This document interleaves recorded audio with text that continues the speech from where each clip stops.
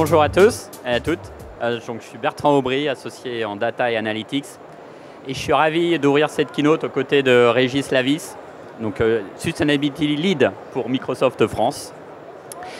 Et nous allons, pour cette keynote, aborder le sujet de comment l'intelligence artificielle apporte des réponses concrètes aux enjeux de la transformation climatique.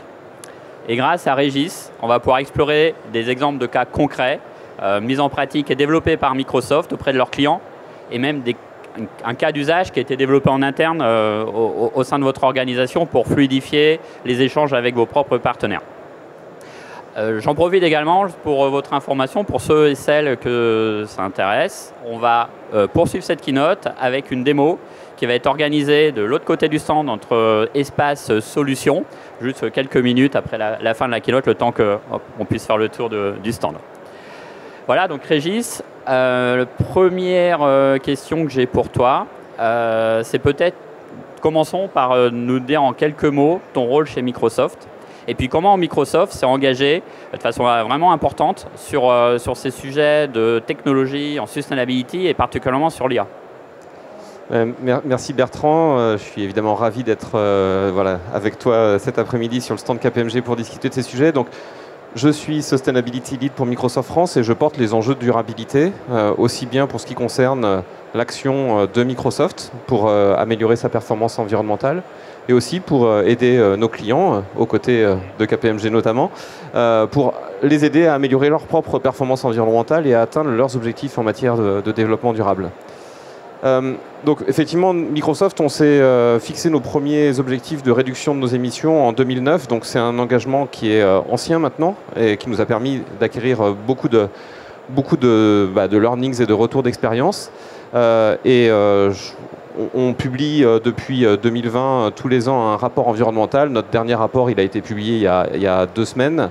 Et voilà, on a pris des engagements ambitieux de devenir négatif en carbone, positif en eau, 0 déchet et de protéger la biodiversité d'ici 2030. Et ces objectifs, on les a réaffirmés à l'occasion de la publication de notre dernier rapport environnemental, donc il y a 2-3 semaines de ça, ce qui, dans le contexte qu'on connaît tous, je pense, mérite d'être souligné. Exactement. Merci Régis. Donc, nous, notre retour d'expérience, et on le constate au quotidien, c'est qu'il y a de plus en plus d'engouement autour des approches par l'IA pour apporter des réponses aux enjeux sustainability. De l'engouement, mais aussi des forces d'attente aussi, pour que ça puisse apporter toutes les promesses en fait, envisagées. Je pense qu'on peut organiser un peu les cas d'usage, le même de cas d'usage, en 3 grands domaines. Donc le premier de ces domaines, c'est la prédiction et la modélisation des systèmes complexes. Donc aujourd'hui, les systèmes IA apparaissent comme des vraies solutions alternatives aux modèles de risque classiques. Donc pour la prédiction de la survenance de risques sur des événements extrêmes, comme les risques d'inondation, les incendies ou les sécheresses par exemple, qu'on connaît de plus en plus. Donc à la fois des modèles pour avoir des meilleurs niveaux de prédiction, mais aussi dans l'évaluation des impacts de ces événements extrêmes. Et là, l'IA commence à apporter des vraies réponses. Deuxième champ d'application, c'est le développement de réponses concrètes aux effets du changement climatique. On peut citer notamment les outils d'assistance aux agriculteurs pour mieux piloter la gestion de l'eau, la gestion de leur système d'irrigation, pouvoir prévenir les enjeux de sécheresse également, ou même les aider dans la construction de plans de traitement qui soient plus précis, moins consommateurs en termes d'entrants. Et la troisième grande application, et c'est celle que nous au quotidien on voit le plus auprès de nos clients et on accompagne régulièrement nos clients sur ces sujets, c'est l'IA auprès des entreprises pour leur permettre d'améliorer le pilotage de leur performance ESG, en facilitant la collecte des données et en facilitant également l'analyse des indicateurs. Donc Régis, sur peut-être les 2 premiers grands domaines, est-ce que tu peux nous illustrer des réalisations concrètes qui ont été réalisées par Microsoft récemment ? Avec grand plaisir. Donc sur le premier domaine qui est comment l'IA peut aider à mesurer, optimiser et prédire des systèmes complexes, je vais citer trois exemples rapides. Le premier, c'est l'utilisation de l'intelligence artificielle pour augmenter l'injection d'électricité renouvelable dans des réseaux électriques. Donc ça, c'est un cas d'usage qui a été développé en partenariat avec une société qui s'appelle Line Vision, dans laquelle on a investi. Ce cas d'usage, il est extrêmement important puisqu'on sait que les énergies renouvelables, elles ont une production qui dépend de l'ensoleillement et du vent et que dans beaucoup de géographies, en fait, les réseaux électriques sont limités et ne peuvent pas forcément absorber toute l'électricité décarbonée en provenance de ces énergies renouvelables. Donc le fait de pouvoir renforcer la capacité du réseau va aider à ce qu'on consomme de l'électricité décarbonée plutôt que de faire appel à des moyens de production classiques qui sont souvent gaz ou charbon et qui sont plus carbonés. Et comment l'IA fait ça? L'IA en fait permet de mesurer de manière dynamique le niveau de charge effectif de la ligne électrique, du réseau de transport. Et on va pouvoir comme ça ajuster de manière très fine, sans endommager évidemment le réseau électrique et sans j'ai envie de dire, porter atteinte à la sécurité. Et on va pouvoir optimiser donc cette injection d'électricité renouvelable. Ça a été déployé en Angleterre et ça a permis d'ajouter l'équivalent de 600 MW de puissance électrique d'un champ éolien offshore. Donc on est sur des volumes qui sont importants. Et dans le dernier rapport de l'IEA, ils estiment ce cas d'usage-là à un potentiel global de 175 gigawatts. Donc on est sur des quantités et des puissances extrêmement importantes qui du coup peuvent être obtenues avec des investissements qui sont très faibles comparés au fait de construire des nouvelles centrales ou des nouvelles lignes électriques. Donc voilà, ça c'était le premier exemple sur injection d'électricité renouvelable dans des réseaux électriques existants. On a un autre cas d'usage qui est un peu similaire en sens inverse sur des réseaux d'eau, où en fait on utilise l'IA pour analyser les réseaux d'eau, pour écouter pour le coup les réseaux d'eau. Donc on met des sensors mobiles et on va pouvoir détecter comme ça des fuites. On sait que dans des réseaux d'eau municipaux, c'est des réseaux qui sont anciens, qui sont fuyards. Il peut y avoir jusqu'à 30% de fuites dans certains réseaux, parfois plus même pour des réseaux qui sont anciens.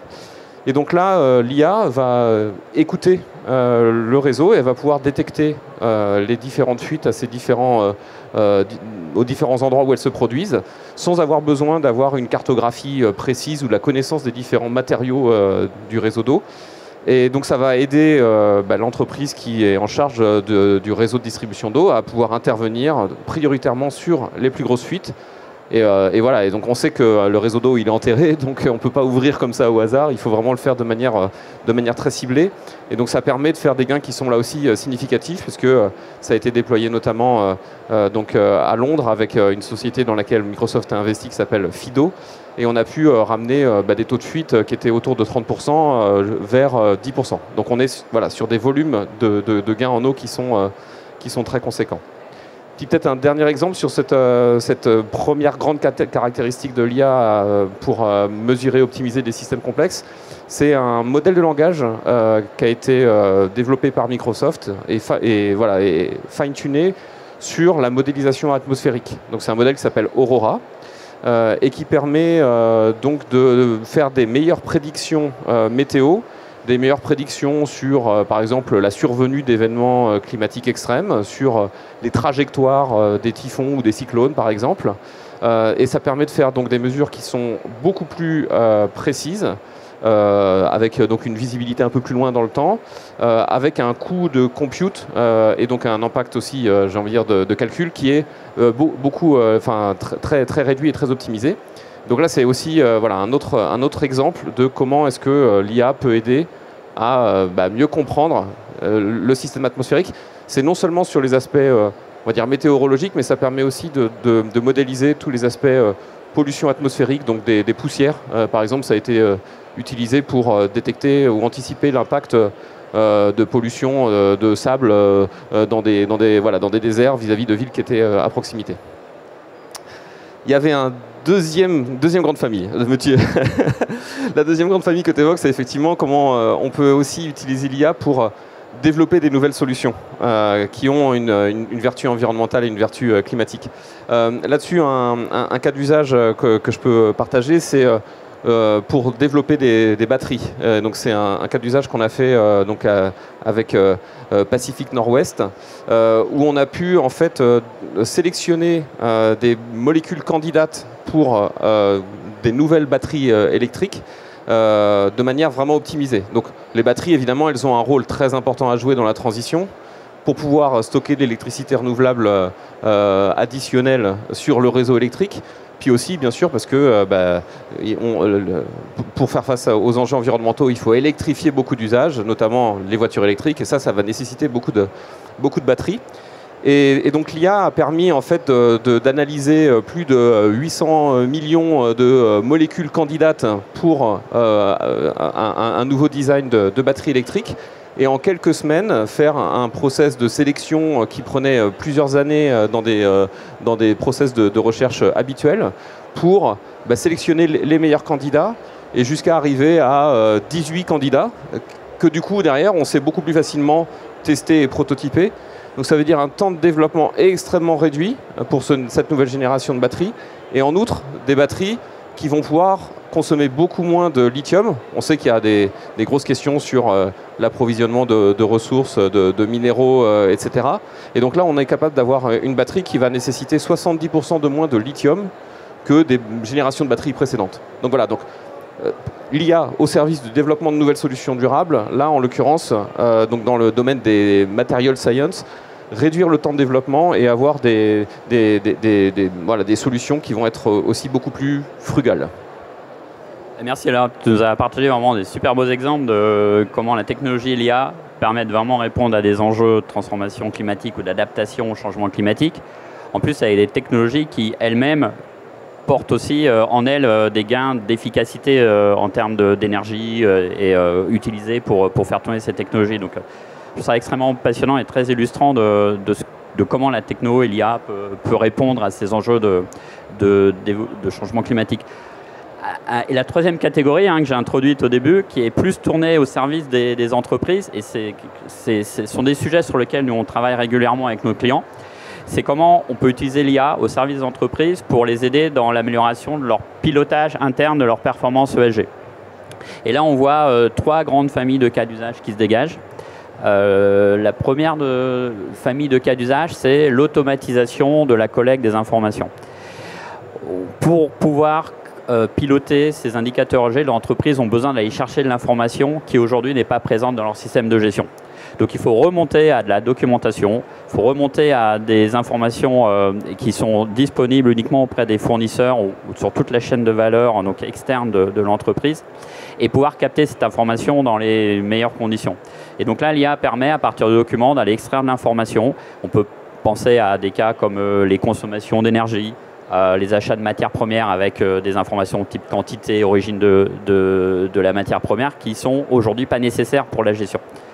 Et donc là, on est sur un levier clairement d'efficacité opérationnelle.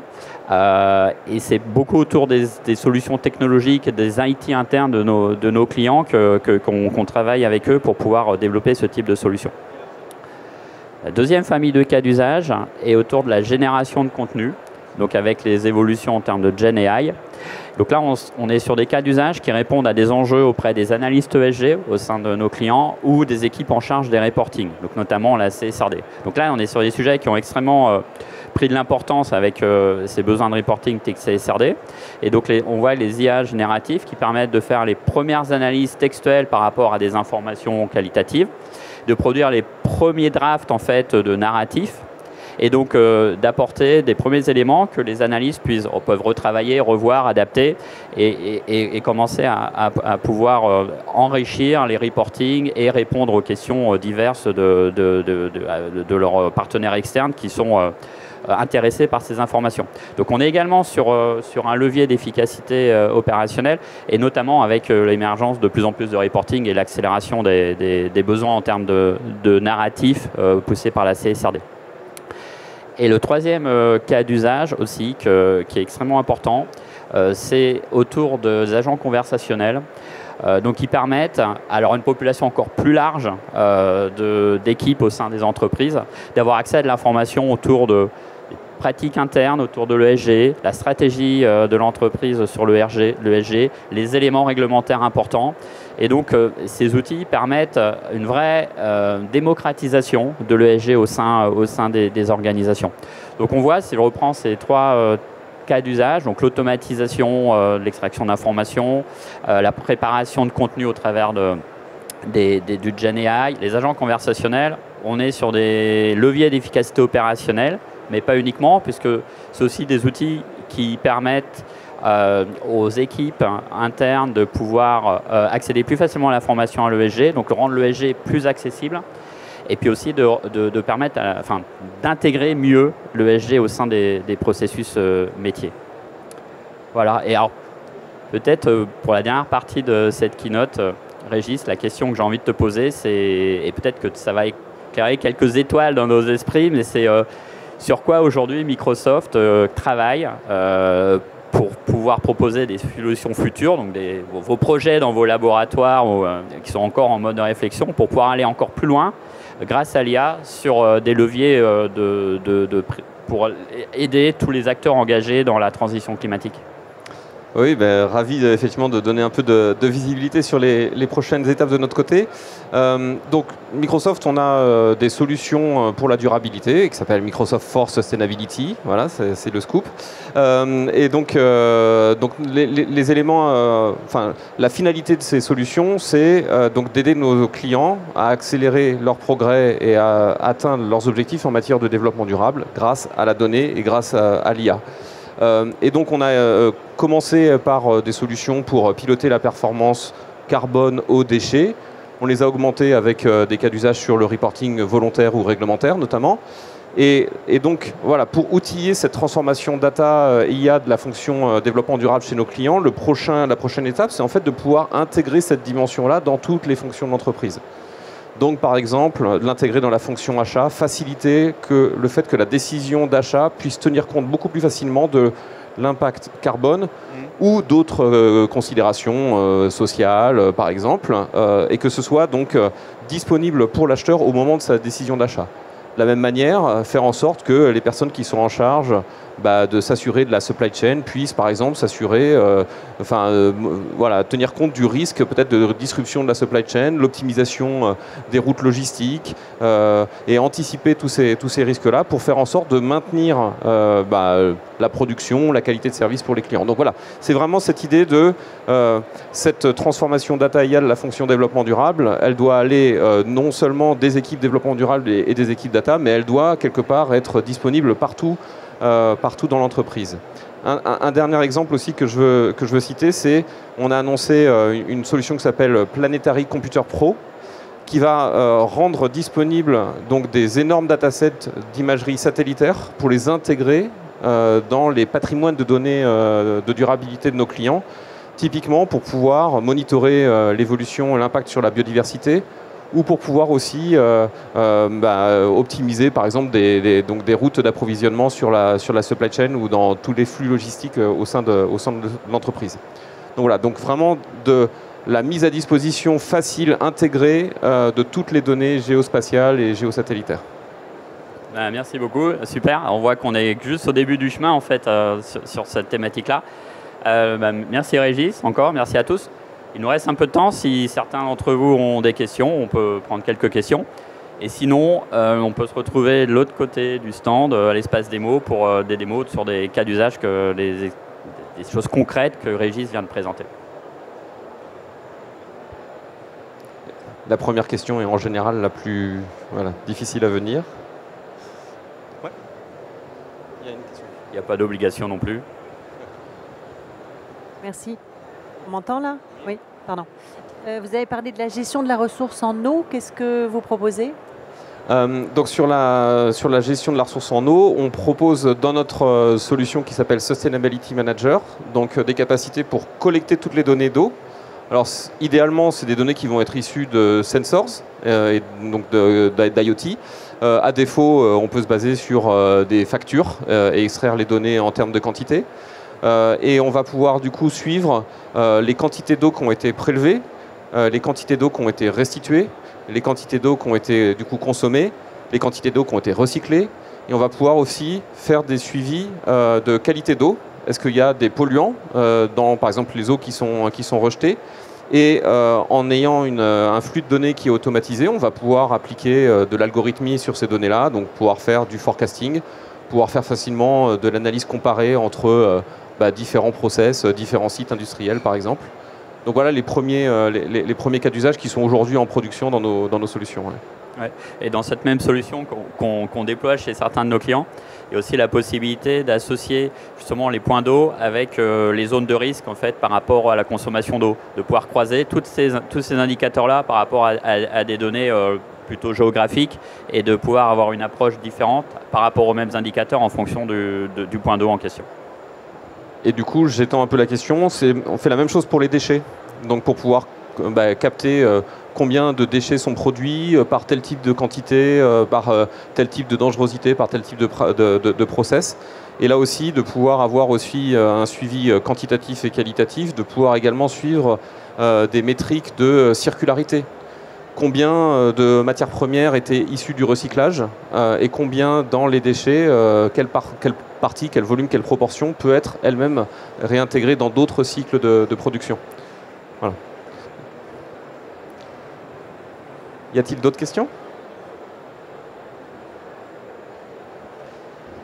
Merci beaucoup. Merci. Et à tout de suite donc pour la démo juste de l'autre côté du stand.